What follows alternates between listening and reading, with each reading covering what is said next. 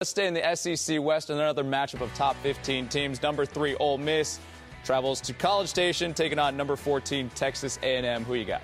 I like Ole Miss in this one. And I know this one's going to surprise you too, Skip. You know, everybody talks about regression to the mean. I expect Texas A&M to progress to the mean. They're not going to have 9 drops this week.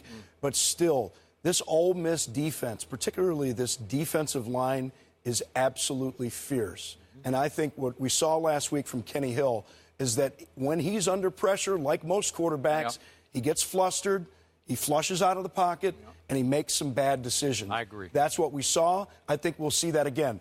Bo Wallace, he's going to go the other way, I believe. He's going to be one of those regress to the mean kind of guys. Although he threw 18 for 31, so the numbers weren't great, but the fourth quarter performance really against Alabama was pretty good. Yep. Some of those throws weren't really contested. Yep. They weren't, you know, the Alabama defense this year is a shadow of what we've seen before.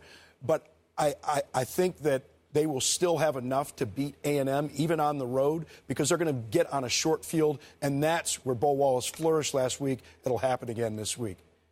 Stephen A.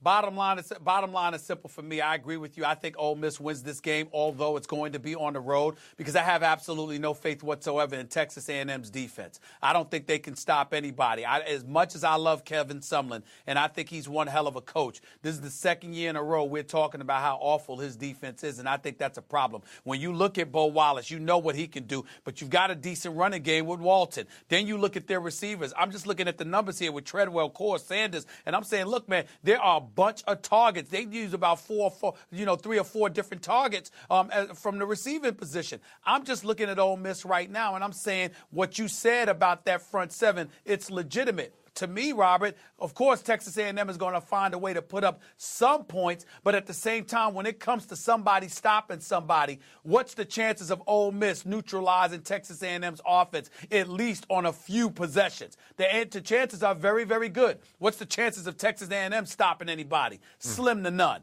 That's just the way I look at it. I see Ole Miss winning a game like this. I'd say something along the lines of 31-23. Okay, I'm with both of you on this. Ole Miss's defense is allowing 10 points a game, which is second best in the country. That is legit. And it's too legit for Kenny Hill at this stage of his development. And I agree with you. He's going to have a hard time. He did have some drops. He also threw some mystery balls at Mississippi State. He's not consistent enough yet. And I got this one 28-20 visiting team at A&M. No fear of the letdown. The guys all like Ole Miss. Another top 10 matchup, number 9 TCU and number 5 Baylor. Who do you got? Well, first of all, Skip, this one's got to be a bit of a surprise for you. The biggest game in the state of Texas on the weekend of the Red River rivalry is not the Red River rivalry. That's a painful thought and true. I like TCU in this game.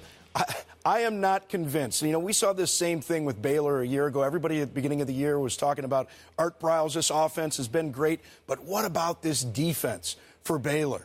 It's been tremendous. And then they play Kansas State, and then you get a little bit worried. And then they play Texas Tech, and you start getting real worried. And then they played Oklahoma State, and it was like, okay, it's the same Baylor defense. And then in the bowl game, I'm still hearing this from UCF fans. I'm still hearing it. I'm hearing about picking Baylor with 35 confidence points in Bowl Mania. And I said the only reason I picked 35 confidence points is because I can't pick 70 confidence points. I took Baylor big in that one. Disappointed for the same reason that this game is going to cost, or that it's going to cost them in this game. That defense, bunch of new starters, not convinced. Jamal Palmer, one of their best defensive players, is out of this game. TCU and this offense are for real. I thought Matt Jokel coming in from A&M would be the starter with this new system that Cumbie and Meacham are running, these co-offensive coordinators. Trevon Boykin has been tremendous. He's tremendous. Great athlete. Yeah. He's a converted defensive guy. He's a lot of fun to watch, and I think against this Baylor team, a Baylor team that had Bryce Petty struggle against that Texas defense a week ago. They got the run game going. They're not going to run on TCU. I think they're going to have trouble here. TCU takes it. TCU. Stephen A. I agree with them. I don't think Baylor's going to run on TCU. I love their upset over Oklahoma last week. Boykin, to me, is the real deal. I don't think Baylor's going to be able to neutralize him as well because he can throw and he can run it. We're going to see what he does. Ultimately, I just need to see more of Baylor. Haven't seen much of them over the years, only 2 or 3 times. I'm just not a believer in this team. I think when the big moment arrives, they're not going to, and that's just the way I look at it. TCU showed me something last week. I predicted they were going to beat Oklahoma because I saw something in them, and I think they're legit, and I think they go to Baylor, and I think they knock off Baylor on the road this time as well. And I will make it unanimous. Oh, wow. I'm going with TCU. Listen, Bryce Petty cracked the transfers process in his back, and he has not been the same since. And last week, he was 7 out of 22 for 111 yards. Last year at TCU, he threw 2 pick sixes in that game. I think they have his number.